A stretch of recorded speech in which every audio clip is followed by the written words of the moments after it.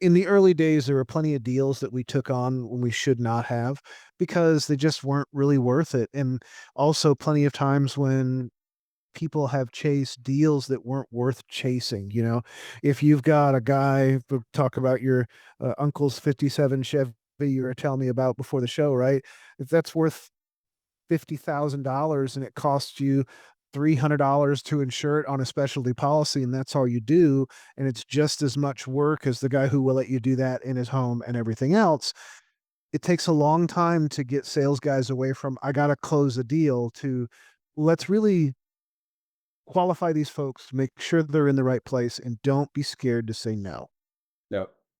Welcome to the Roll Up and Roll Out podcast. Sit down with blue-collar business owners and inspired entrepreneurs to get the industry insights from the leaders that grow our local communities and learn how to scale your business. Regardless of GED, these people know how to GSD. Here is your host, Paul Childers. Let's get to work. Thanks everybody for joining us again today. This is another episode of Roll Up and Roll Out. My name is Paul Childers, and I've got a pretty awesome guest here today that I'm excited to have a conversation with. Justin Husman with the Phoenix Insurance Group. If you would just go ahead and kind of introduce yourself and tell us a little bit about what you do, and then take that into like what got you into your current industry. Wow, that's a lot to start out with. Yeah, I'm Justin. I am the Chief Marketing and Sales Officer and half owner of the Phoenix Insurance in Dallas, Texas. We are one of the largest exotic and classic car insurance agencies in the United States. We've been open now. This is our 14th year. We have 15 employees. I think we just hired another one. And I run the show and I love it. And how I got into it, if you've ever seen the movie Boiler Room, I got into phone sales in that sort of way. It was oil wells instead of stocks, but I called people to have them invest money with me, and I did pretty well at it until the stress got to me because nobody ever won. And I walked away to do insurance. I figured if I could sell oil wells, insurance wasn't too bad. Sure. So why exotic cars and hot rods? Like what connection do you have from like your child or whatever that just kind of connected those two worlds together for you? Well, actually, it's not my childhood. I mean, cars are a thing, but Sure. I worked on cars because we were poor. So like I never had a car that was like, oh, a cool car, right? Um, when we got into insurance, my brother and I, as my partner, when we got into insurance, we worked for a guy who had motorcycle connections. So when you bought one of those crazy bikes you saw on TV, you probably talked to my brother or myself. So we knew the niche market insurance stuff. And when we went out on our own, motorcycles had gone dead and we figured cars would be fun. So why not? And Sure. then it started with classic cars and hot rods and evolved into exotic cars and Porsches and all that good stuff. Okay. Well, that's awesome. Like that's kind of a cool parlay, right? Like a lot of people that I work with, they got introduced into their industry through something that they like their dad or grandpa did, or another event in life, like what you just kind of said. It's kind of interesting to see how people kind of go and fit into their niche that they get into. So, what is one of the things that you found most enjoyable about what you guys do and kind of keeps you digging and growing?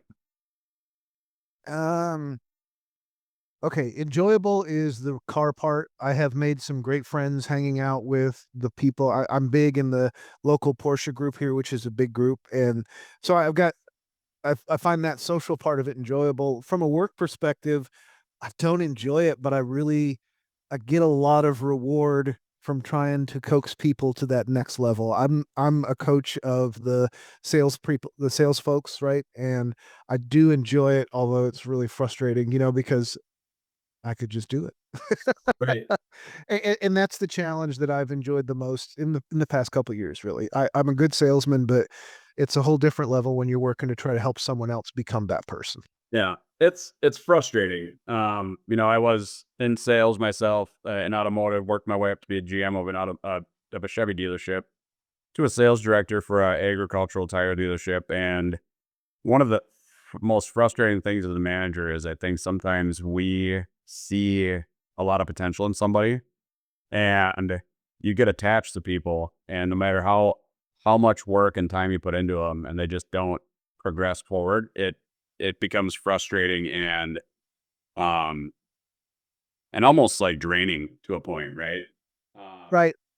I mean, my people progress, but it's just not as fast as I'd like it to be, you know? And, we do a lot of, personality testing and stuff like that, so I can know people better and they can know themselves, and it's that's like I said, it's the most challenging thing, and I enjoy it because I really try to get in there and see if I can't shake a couple things loose. Yeah, because I mean, working with people at the same time is it can be difficult, but it's also extremely rewarding when you do have those breakthroughs and people do get it and they put the pieces together and become incredibly successful. And I've always been somebody that when I work with a team member is here, like if you get to a point where you progress so far that you're ready to jump out on your own and do something or take a bigger opportunity, like I'm going to support that just as much because you served your time here, you did me well, and as long as it's the best move for you personally, hey, great.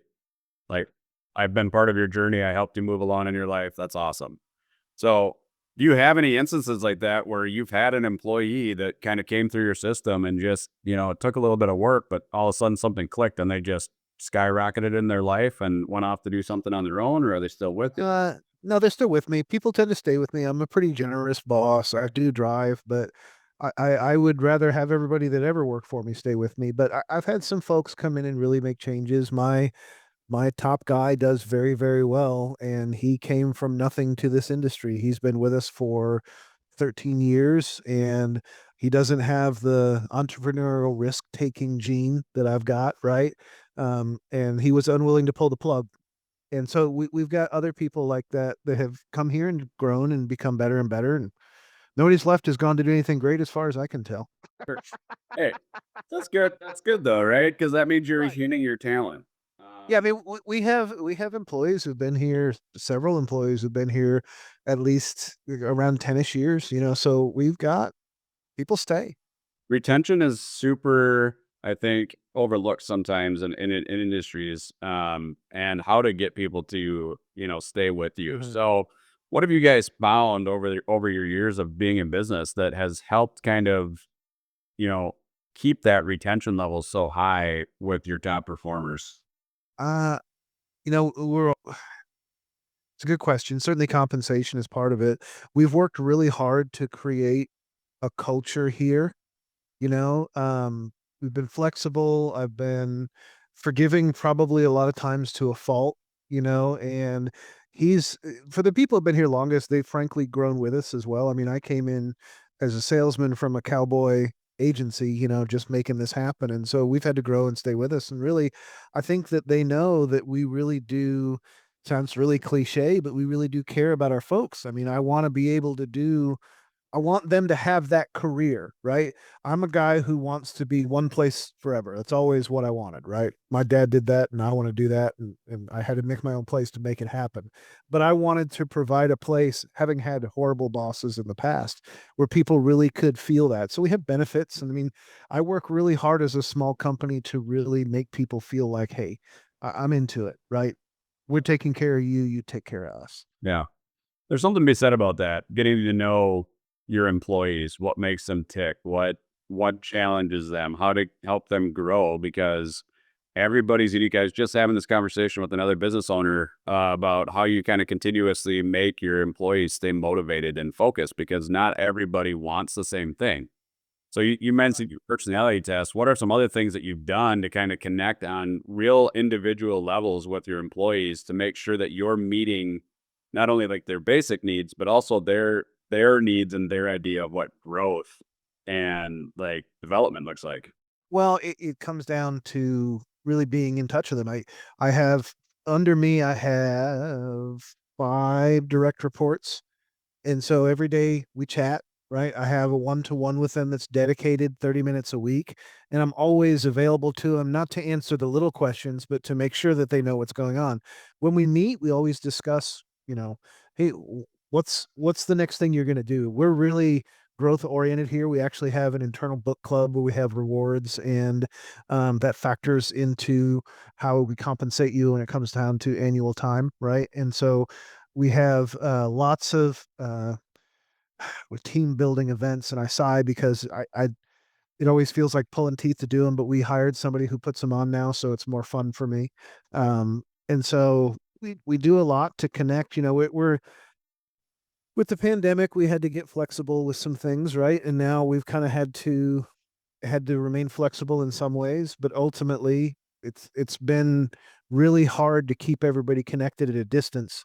So we work really, really hard at it. Yeah.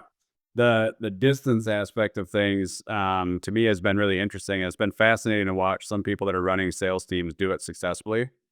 Because sometimes like that motivation for salespeople is having people directly there in that room. I know with my sales team at the agricultural tire store, one of the things we did was we had a big whiteboard.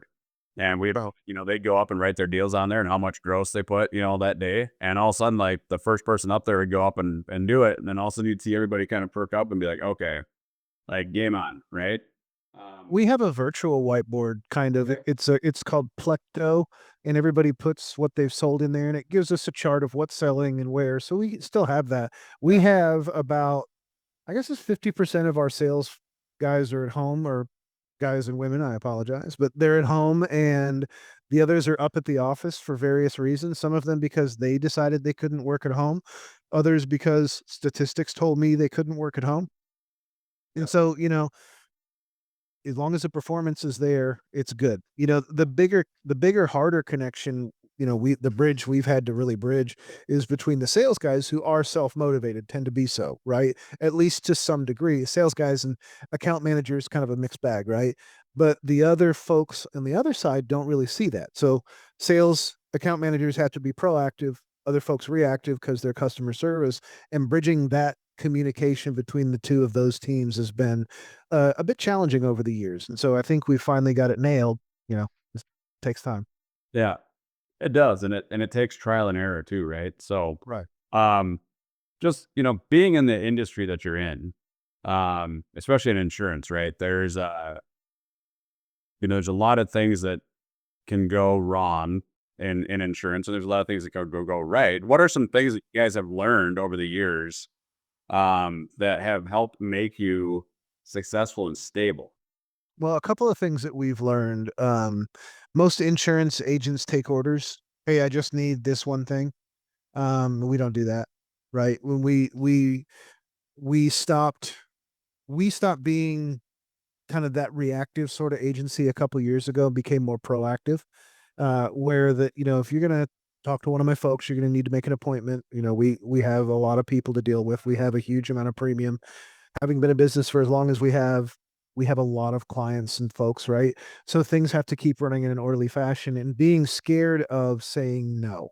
Um, in the early days, there were plenty of deals that we took on when we should not have because they just weren't really worth it. And also plenty of times when people have chased deals that weren't worth chasing. If you've got a guy, we'll talk about your uncle's 57 Chevy you were telling me about before the show, right? If that's worth $50,000 and it costs you $300 to insure it on a specialty policy, and that's all you do, and it's just as much work as the guy who will let you do that in his home and everything else, it takes a long time to get sales guys away from, I got to close a deal, to let's really qualify these folks, make sure they're in the right place, and don't be scared to say no. Yep. And I pay a salary to my, and I know that sounds crazy. A lot of insurance agencies generally are, not generally are, but a lot of them are more commission than anything else.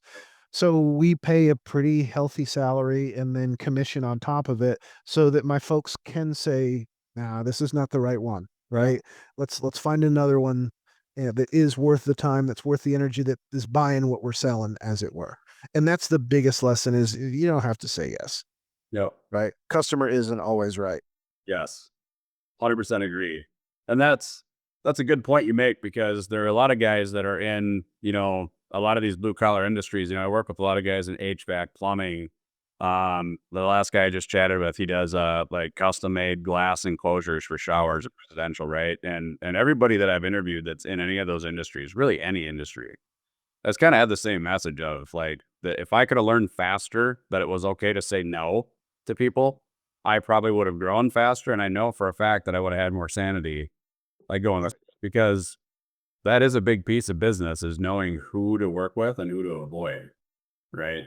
Yeah, I mean, when I interview potential hires about, why do you wanna be in insurance?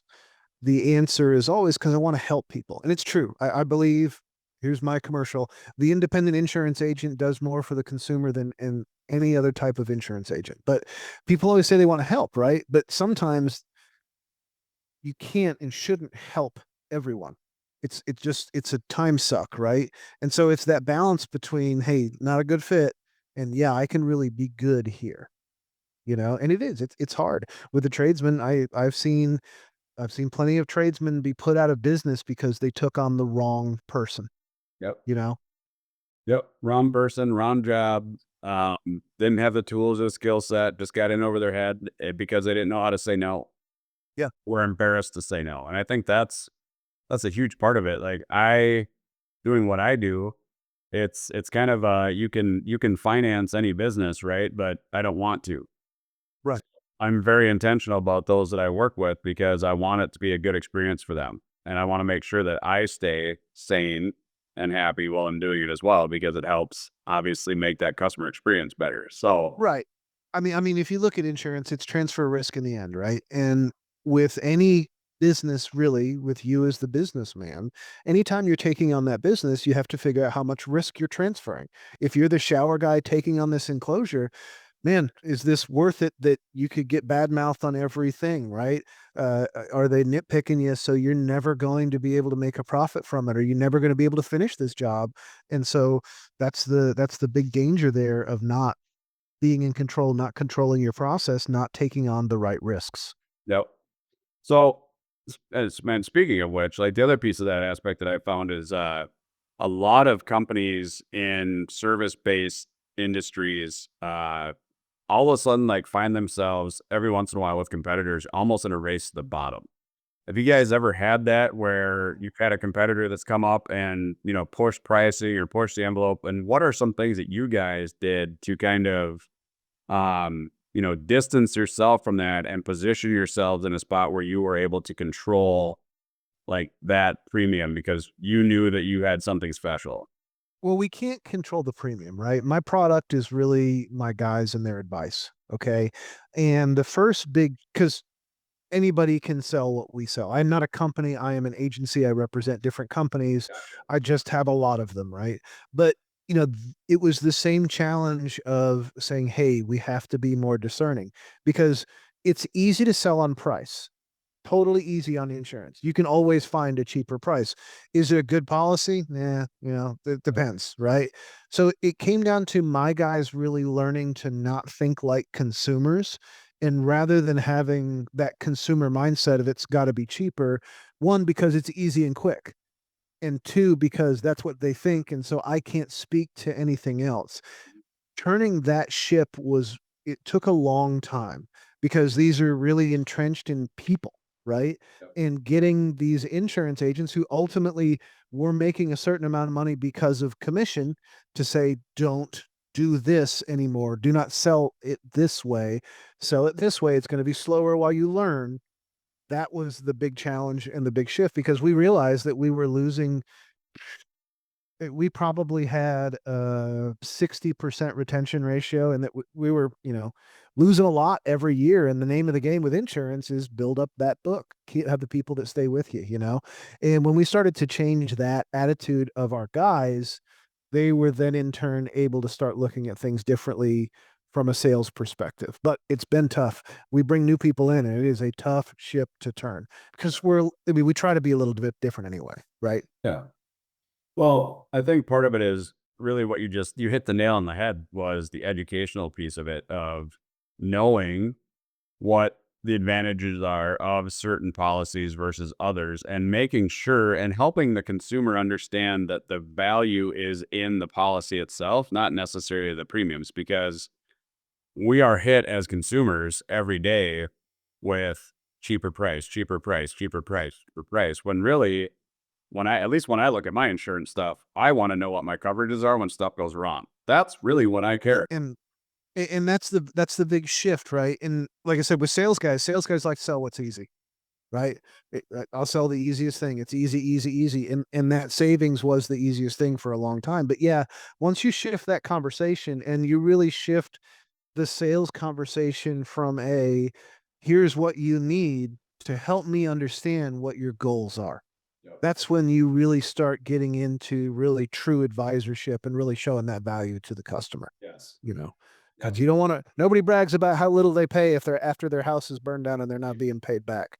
You Right. nail on the head, right? Right, like insurance and lending in a lot of ways, I think, are similar because we tend to work with people that are looking towards the future, but Mhm. aren't thinking about worst case scenario, right? It's like when I educate people on the financial side of things, it's like, well, you need to understand why these contracts matter and how they're worded because worst case scenario, what's going to happen, right? I want to make sure that you know at the end what the results are, right? Insurance is similar to that, where we don't really know the true benefits of the policy until we have to actually use it. And then we wish, man, I wish I would have paid that additional fee for this. Not even wish I would pay my additional fee. I wish I had approached it in a consultative manner because really what I see in my industry or have seen for many years is that people come in playing poker, right?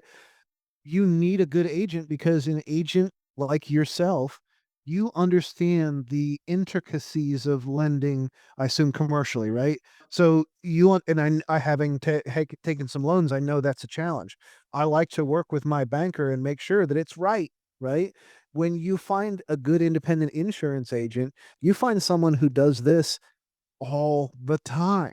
Why would you not take advantage and really take a consultative approach to it and really get the value from that person versus coming in and only looking at what is the percentage rate? I don't care about all these other things. I don't talk to me about balloon payments, right? What is the fee I'm going to pay for this insurance? I don't care what it covers or doesn't cover. It's got to be cheaper than that.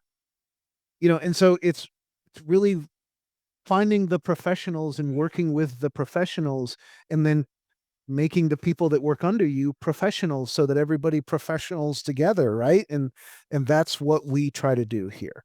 Yeah. Well, that's unique thinking of elevating everybody because I think what happens a lot in business is as owners, we have so much stuff going on that sometimes we forget that not only are we growing, but we need to make sure that our team is growing at the rate which they're comfortable with, but we're also comfortable with as well. And that's different for everybody. So, that goes back to, kind of what we said earlier is the personality test, getting to know your employees, getting to know the process, making sure they're a good match for your culture, making sure they're a good match for the type of consumers you work with. Because I'm guessing with what you do, you guys have probably found kind of a little bit of a niche in the type of people that you probably prefer to work with. Is that accurate or? Yeah, I mean they tend my favorites are high net worth individuals, obviously with a whole bunch of cars and everything. But even just being in Dallas here, I mean the I guess higher net worth folks are the ones that we generally work with because we're trying not to chase dollars, right? We do our best to work with a certain, I hate to say level of person because everybody's built equal, but financially we'll say, right? People who have big houses and big liabilities and multiple houses and things like that are a little more complicated situations than, yeah, I got a car, you know. But if you'll follow our rules, one of the things that I always allow for is we can work with anybody. Yeah. If you're gonna let me do my thing, I'll feed you in the system and see how it works. Yeah. And so it doesn't matter. We don't discriminate. Hey, you don't have enough stuff, right? Right. It's a question of are you gonna do it this way? Because we know how it works. No. So yeah, we have to find the fit for our people. The fit for it's complicated. Yeah. So value in people that understand that it's probably good and beneficial to delegate some of the like tasks off instead of versus trying to micromanage every aspect of their life, right? Like you guys, you're professionals, handle it, and I'll just do what you tell me, and then we'll go from there. Right. I mean, yeah, within reason. Certainly it's a discussion, but if it's when you step away from here's the premium and you get into, okay, tell me what should I do here? Let me make an informed decision. This is a big deal. Big deal. You're gonna spend so much money on it, you may as well get what you paid for. Yep, I hear you there. So And I do the same thing. I always defer to professionals. If I was in the market for tractor tires, I would take your advice. yeah, right. I mean, there's a that's that's what people do, right? Like you trust their level of experience and knowledge to help guide you. But I still always look for feedback from a consumer or a customer that I'm working with of like, hey, here's what I think, right? But at the end of the day, you get to decide what you are going to do or not going to do. I don't Right. have any dictation or control over it at all. I'm just going to give you the best advice I can. You may not like it, but you Right. get to choose what you do with it. And that's just kind of the approach I take with it. So really close here as we're kind of coming to close to the end here. When you guys started your agency, you and your brother, did you foresee the type of growth and success that you guys have had when you started out, or was that something that just kind of started to get clear as you started making connections? No, we wanted it. I mean, we came in hot and we knew that we were gonna grow through people. And so the biggest challenge to our agency has never been finding business. It's been finding the right folks. And so we started when a lot of agents wouldn't, started hiring people and figuring it out. I could do a whole podcast with you about my hiring mistakes along the years, but you know, we had to start and we wanted this and kind of we go back and forth with how much we wanted every day sometimes, right? But we wanted to grow, we wanted to make a thing. And so we started almost from the beginning of, hey, let's just get to it. Let's start, take the risk, lose the money, give it a shot. If it doesn't work, we won't die. It'll be okay. Yep. And just got on it. So yes, we wanted to be here. Um, it's not happening quick enough for me. We're still not where I really want to be, but we're getting there. Gotcha. That's awesome. Justin, I really appreciate your time. If anyone's kind of in the market for, I'm going to let you kind of just go over some of the, things that you cover and who would be a good fit to kind of reach out to you guys and then how to reach out to you guys, Okay. fire about any of your So services. actually, I'm gonna put out there that who I'm really looking for is someone in Dallas who has some insurance experience in an independent agency. I'm looking for folks to add to my team, so that's my first priority. Have some experience. If you have that, you can go to our website, thephoenixinsurance.com, shoot us an email, and we'll get Megan in touch with you. She's our HR person. As far as business goes, if you can break it or burn it down, I can insure it. Just go to thephoenixinsurance.com and put your information in there and we'll be happy to reach out to you and give you a call. We do a lot of exotic car insurance and off-road specialty built insurance. If you have a Jeep and don't have your equipment covered properly, you're waiting to lose money. So there you go. There's my commercial off the spot. Awesome. I appreciate that, Justin. I appreciate you taking time out of your day to join me on the podcast here. It was a good time. Have me back. Sounds good. Thanks everybody for listening. This was another episode of Roll Up and Roll Out. You don't need your GED if you got your GSD. Thank you. And we'll look forward to having you guys on and listening to our next episode.